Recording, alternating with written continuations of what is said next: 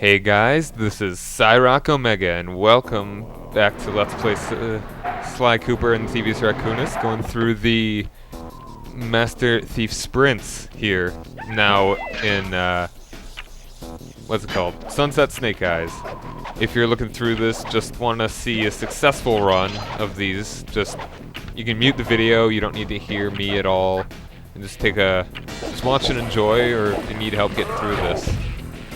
So this is actually the first time that I recorded this. I did this at one time. Oh, kind of screwed up there.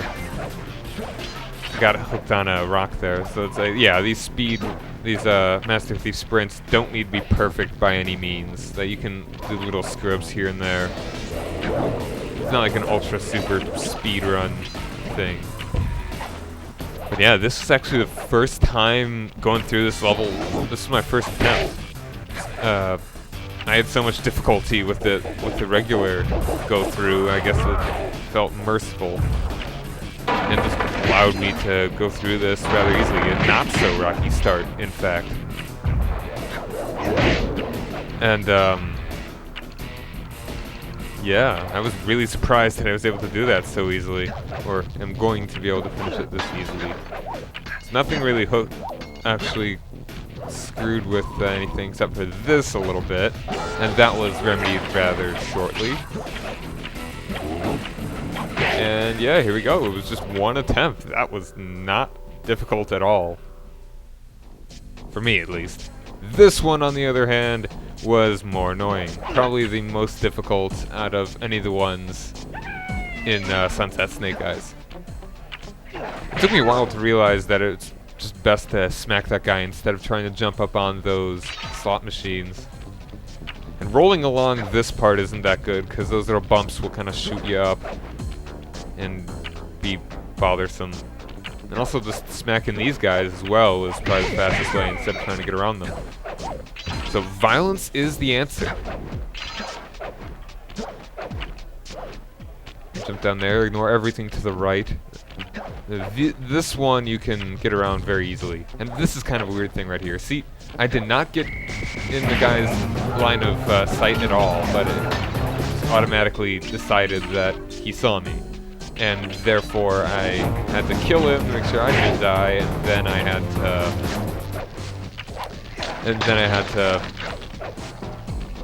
to roll back, and I got hit by the alarm, and that was not enjoyable.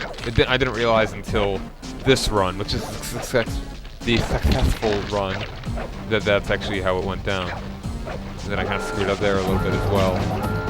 But again, not too much damage done. You know, it'd probably be best to do these speedruns when you have this special ability that allows you to turn your roll into an actual attack.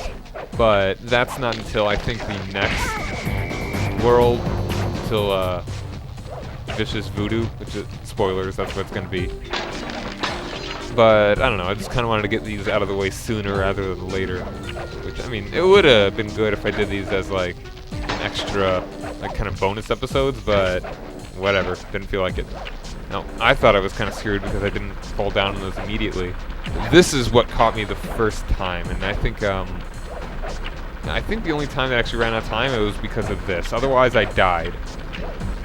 And so it wasn't that bad. I was able to get in there somewhat timely that time. This one wasn't so bad. I think I only failed twice. And really, it's just a matter of knowing where those signs are, because they block you, and it makes you lose time if you don't know where they are. But if you know where they are, you can destroy them rather easily, and they won't take you by surprise, and you can just pretty much bolt through this level. See, if I had remembered exactly where it was, I wouldn't have even needed to go down and then back up. And also remembering that that ladder doesn't actually take you anywhere. This one, on the other hand, does. So it kind of confuses you. You get one that is good and one that is bad, and just completely ignore those guys down there and just bounce over them.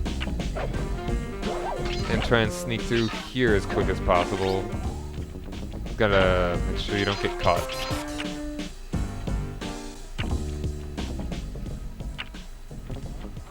Oh, and I realized that that's like one of Sly's ancestors painted back there. I don't know who it is, but onto that one. And ignore going down there and just go. I wouldn't be surprised if you could actually get up there easier. Like if you could get up to that second level. This one right here from that second air conditioner, but whatever. I have plenty of time getting back down here. 4.3 seconds, not bad. Now I've got this level, which is kind of the loop around. Gotta get some momentum going. I get a little hooked up right here, it's kind of weird. Oh well, whatever. And I don't do the best job swinging from these neon lights. And that one kind of took me off guard when I did it. And didn't mean to go to that one, and didn't mean to go back to it by any means. And then the H turns, and that can be frustrating. But it really does make all that difference. As long as you're timely for the most part, you get plenty of time. And the clock kind of freezes up right here, so... I mean, freezes for this little scene.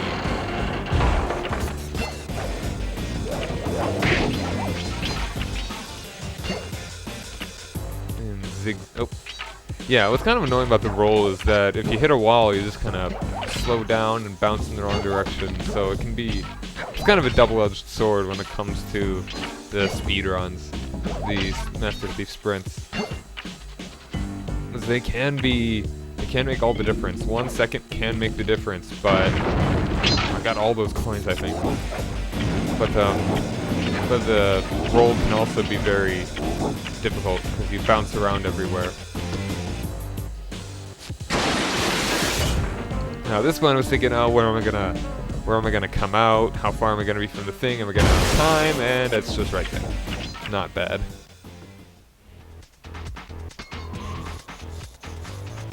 This one actually give you strangely give you enough time at the beginning, like a lot more time before you have to get the clock. So enough time to actually smack this guy, run back, get it, and go, and hit the little gas thing. But good job there. And all you gotta do is keep moving. She is not a very good shot. As long as you keep moving, you gonna have no problem. And if you don't keep moving, even if she wasn't shooting at you, you'd probably fail on time.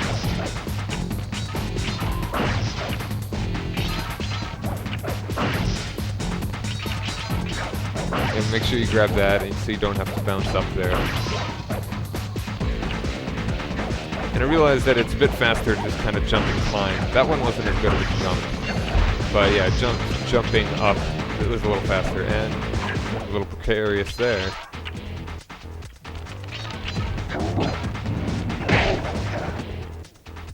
Smack the dog. Jump up there, spin it, twirl. Jump from thing to thing to thing. To thing. Now here's where she gets a bit faster, and as long as you're fast, again, not difficult. But she is more aggressive, because you already have all the clues that you need, so you're fine. And I actually die here, but because I have the horseshoe, I'm able to be propelled up, and really don't lose any time at all. So, lucky, which is kind of the idea of the horseshoe. Run along the rail there, because I'm awesome.